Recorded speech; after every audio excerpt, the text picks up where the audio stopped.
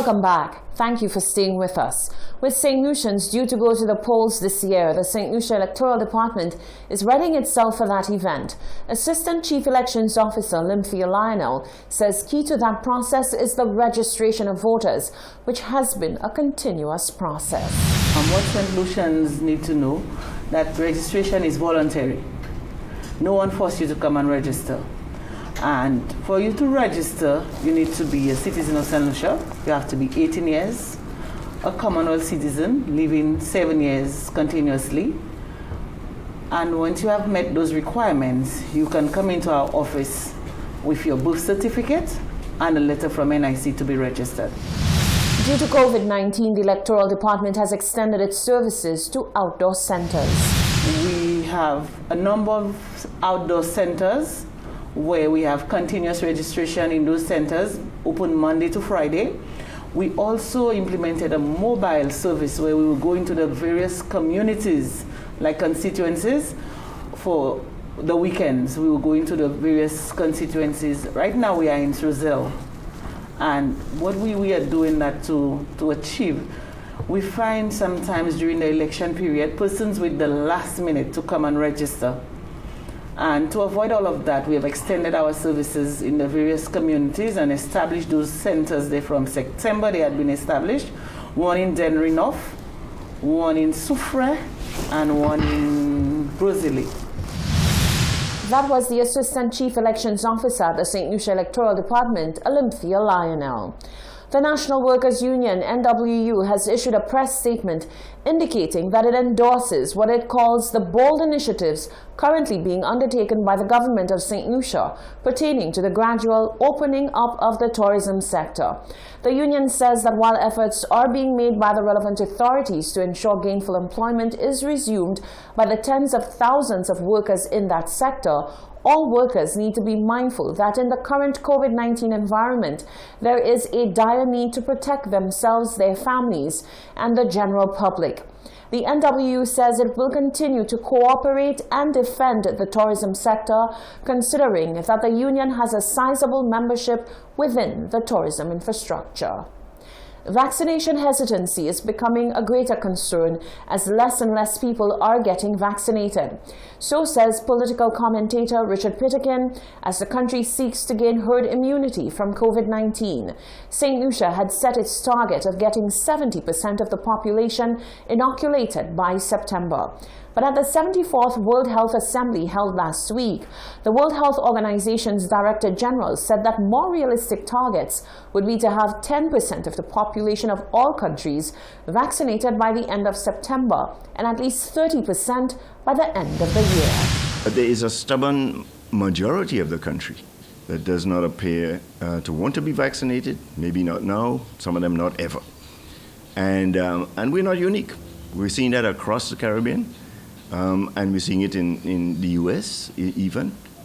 In their case, it's semi-political, because you're seeing a political divide. Not here, because I think both parties have called for people to vaccinate, fairly so. So it has to be more with what's in people's minds and their reasoning for it. And you can't really force people to do anything. And so really the only strategy therefore was to incentivize. Further, Pittikin is not so sure that the proposed incentives will persuade people to get vaccinated. In the States, for example, they're having vaccine lotteries.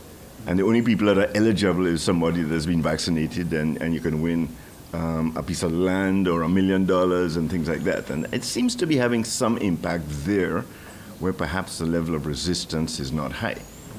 I am puzzled at the high level of resistance, and I'm not sure that those incentives will necessarily encourage that many people to suddenly turn around and go and get vaccinated. Certainly, the returning home pit might, without quarantine is going to convince some people and help out.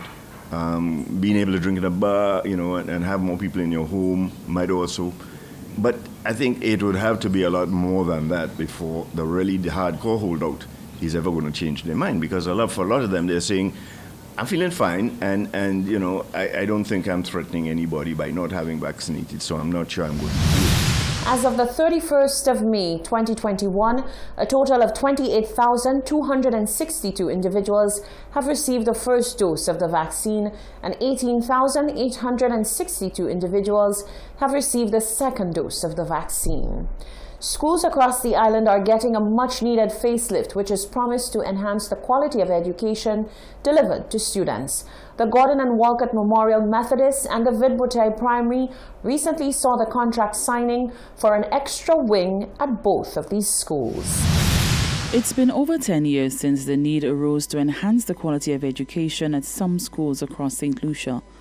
Part of that group of schools were the Gordon and Walcott Memorial Methodist and the Vidbutey Primary. But the long wait is finally over, as the schools will see construction of new wings, which will provide a literacy-rich environment conducive to inviting and supportive learning for students. At a recent signing ceremony for the construction of the new buildings, Permanent Secretary in the Ministry of Education, Michelle Charles, said this new development delivers on the ministry's philosophy to leave no child behind. For us, it is more than just concrete classrooms and furniture, but most importantly, it is about the kind of future we can create for our country, starting with our little ones. It's about giving students and teachers alike a reason to wake up and go to school in the morning. It's about creating a safe space for our students who may not otherwise feel safe elsewhere. For the MP for Castries North, Stevenson King, the need to provide schools with equal opportunities for children to flourish is critical. We cannot build palaces for some and leave others in squalor conditions. We have to treat each and every child at the same level because they all need the opportunity. They all need the facilities. And so when I think back of the time it has taken to get to this stage, I believe that local, regional, and international institutions should respond more swiftly to the needs of the children of our country. MP for Castries Central, Sarah Flood Bobra, said that proper housing for schools is essential for optimal learning. There's so many of the interventions we want to make to improve people's lives, we just can't make it because their housing situation is so poor. Housing affects almost every aspect of life. It affects health, it affects education, it affects overall well-being. Poor housing leads to abuse of children and families. You simply can't raise healthy families if there is poor housing. And what does housing have to do with what I'm talking about here today? A school needs a home. Schools need good housing. Education Minister Dr. Gail Rigobert highlighted that these improvements are part of the bigger picture in addressing the education needs. It is for that reason, therefore, over the last 5 years in particular, we have increased our investment in the school feeding program. We have increased our investment in the school bursary program. We have increased our investment in scholarships for higher education, not only for students who desire to attend institutions here on island, but also those overseas or institutions overseas. CIE Limited and Prudy's Construction were contracted to undertake the projects. The new school blocks will also serve as shelters during disaster and emergency situations. For the Hot 7 News, Nisha Charles reporting. The St. Lucia Civil Service Association, CSA, is denying accusations that its organization has been attempting to poach members who are part of the St. Lucia Nurses Association. CSA President Cyprian Montrop says his organization did nothing of the sort, but merely engaged members in an attempt to gain clarity on industrial matters. Some time ago, some nurses came to us seeking to join the union. We engaged them in discussion and said to them, look, you have an association. I believe it is best that you try, if there are issues in your organization, I think it is best that you resolve those matters so that your organization can function the way that makes it comfortable for you. We also did engage with the nurses executive on that discussion because they were very concerned that the members were coming across to us. We gave them the comfort of knowing that we are not enrolling the members, but rather we are asking them to resolve the matter with them internally. Since that time, we never had further discussions with the nurses executive or president. However, as the reemergence of the whole transitioning push by the Ministry of the Public Service and the board, we are seeing again the nurses are coming back to the CSA seeking representation. Montrop says the CSA's involvement was merely to give guidance on how to proceed with the grievances.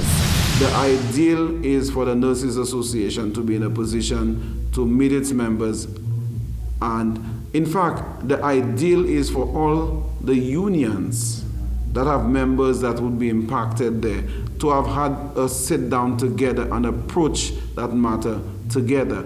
But we have not seen that happening, and I think it is hurting the workers. And I can only appeal that the different organizations come together and to have a sit down and for us to decide on how we deal with the issues that are confronting us. Obviously, that does not indicate that we don't know how to deal with it, but it is best in a union of collections. That was CSA President Cyprian Montrop. This is the Hot 7 TV Nightly News. Stay with us. There's more news after the break.